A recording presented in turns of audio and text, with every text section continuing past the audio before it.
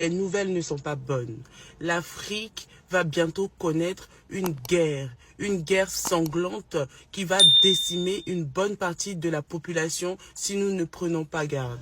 Lorsque le président Ibé annonce une guerre imminente en Afrique de l'Ouest, les Africains sont occupés à regarder des matchs de CAN. Les Africains sont occupés à lutter pour des législatives alors qu'on parle d'une guerre sanglante qui va décimer une bonne partie de la population si nous ne prenons pas garde. Ne nous laissons pas distraire avec cette histoire de législative, cette histoire de CAN, tout ça. Ne nous laissons pas distraire. Parce que ce n'est pas parce qu'il y aurait une élection législative que la Côte d'Ivoire sera pacifiée. C'est faux. Parce que le conflit, ça dépasse la Côte d'Ivoire. C'est l'impérialisme qui veut imposer une guerre en Afrique. Parce qu'ils sont en train de perdre leur suprématie sur les anciennes colonies. Donc, ils veulent nous imposer une guerre. Leur problème, là, ce n'est pas Ouattara. Leur problème, ce n'est pas Gbagbo. Leur problème, c'est qu'ils veulent, comment dirais-je, recoloniser les pays africains. Donc, c'est au-delà même de nos conflits internes. C'est pas parce qu'il y aura des élections législatives en Côte d'Ivoire que la Côte d'Ivoire sera en paix. Non. La Côte d'Ivoire attaque les pays comme le Burkina, le Mali et le Niger. La Côte d'Ivoire est une base arrière de l'impérialisme. Donc, ces pays-là ont décidé, eux, à leur tour, de commencer à se défendre. Donc, c'est pour ça que le président Ibé parle d'une prochaine guerre imminente, une guerre sanglante qui va éclater en Afrique. Je fais cette vidéo pour vous alerter. Parce que cette histoire de législative-là, ce n'est qu'une goutte d'eau dans le problème actuel de l'Afrique. Parce qu'on ne parle pas d'un conflit inter-ivoirien. Mais là, le conflit dépasse la Côte d'Ivoire. Le conflit est sous-régional. Le conflit est ouest-africain. Le président Laurent Gbagbo l'avait annoncé lors de sa précédente interview avec Alain Foucault. Il nous a dit que la Côte d'Ivoire était dans un conflit qui n'était pas le sien. C'est un conflit de l'impérialisme que la Côte d'Ivoire prenait comme si c'était le sien. Moi, je pense que cette crise-là, avec l'AES, entre l'AES et la Côte d'Ivoire, elle est ridicule. Elle est tout simplement... C'est de l'enfantillage, quoi. de la part de qui? De la part des Ivoiriens, de la part du pouvoir ivoirien. Et c'est parce que ce n'est même pas son combat. C'est le combat d'autrui. C'est le combat de pays étrangers que la Côte d'Ivoire prend sur son dos.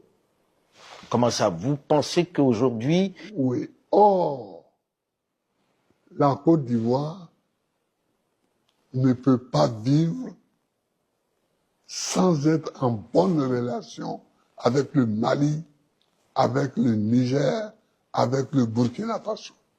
Nous sommes un bloc. Nous sommes un bloc. Ibé aussi revient aussi sur la même information. Quand vous voyez des présidents de cette trempe-là venir plusieurs fois sur ce genre d'informations, dire qu'il y a quelque chose qui se prépare contre les peuples africains, il y a une guerre qui ne nous concerne pas, qui va, comme on appelle, éclater dans la sous-région, il faut qu'on fasse gaffe, il faut qu'on on fasse attention. Et moi, je pense que c'est sur ça que nous devons communiquer. Qu'adviendra-t-il donc du panafricanisme quand l'hiver viendra?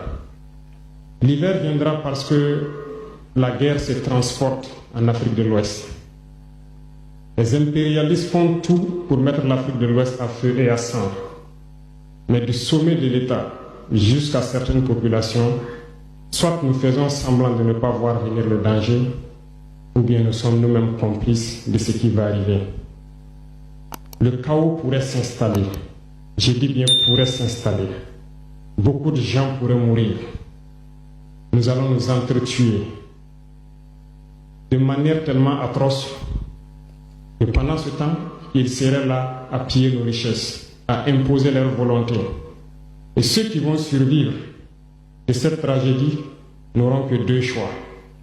Soit s'unir pour toujours contre l'impérialisme, ou se résumer à être des esclaves jusqu'à disparaître. Pour le moment, on ne sent pas trop cette guerre-là parce qu'elle est communicationnelle. Nous traversons une guerre froide actuellement dans la sous-région. Mais cette guerre-là va se transformer bientôt en une guerre armée et très sanglante.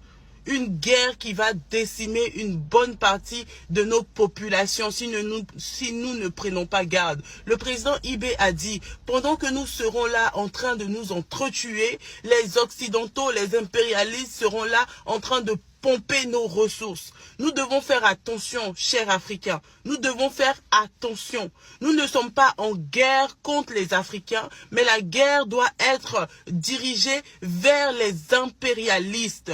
Faisons attention à ne pas rentrer en fait dans ce conflit-là les deux pieds joints, parce que les conséquences, c'est nous qui allons les payer. Nous le savons, la France ne peut pas gagner face à la Russie. Donc, qu'est-ce qu'ils ont décidé de faire? Ils ont décidé de choisir un territoire. Ils appellent ça des proxys, c'est-à-dire que un État valet, un État soumis, un État dominé et qui accepte sa domination, comme la Côte d'Ivoire, ils ont décidé de choisir un tel pays pour pouvoir déclencher la guerre contre la Russie. Parce que les intérêts français sont menacés dans l'AES, protégés par la Russie, alors la France décide de s'installer et de se positionner en Côte d'Ivoire et d'attaquer l'AES. L'AES décide maintenant qu'ils ne vont plus se laisser faire. Donc, qu'est-ce qui va se passer? Une guerre va éclater. Et ne vous y méprenez pas, la Côte d'Ivoire ne sera pas épargnée. Le Bénin, qui est aussi un État proxy, ne sera pas épargné. Parce qu'il y aura une guerre, donc des gens mourront en Côte d'Ivoire et des gens mourront aussi dans l'AES. Ça sera une guerre entre Africains pendant que ceux qui ont commandé la guerre seront en train de pomper les ressources. Récemment, le général de l'armée française est sorti. Il a dit que les Français refusent d'envoyer leurs enfants à la guerre. Les Français refusent de voir mourir leurs enfants. Donc, qu'est-ce qu'ils ont décidé maintenant? Au lieu que les Français aillent se battre en Ukraine, en Russie, ils ont décidé maintenant que ce soit les Africains qui s'entretuent entre eux, qui se battent entre eux pour pouvoir, comment dirais-je, sauvegarder les intérêts des impérialistes.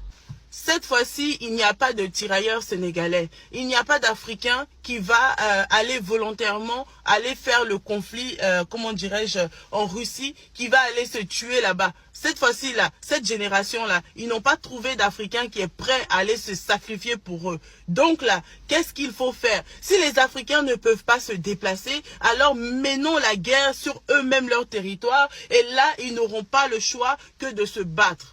Pourtant, nous pouvons éviter ça. Nous pouvons éviter ça au travers de la communication pour l'instant. Parce que la guerre n'a pas encore éclaté. Donc, avec la communication, nous, jeunes Africains, nous pouvons combattre dès à présent. Nous pouvons casser, en fait, ce projet-là dans l'œuf dès à présent avec notre communication. Donc voilà, n'écoutez pas ceux-là qui font du vuvuzela partout en Côte d'Ivoire, qui font du bruit pour des législatives et pour des avantages.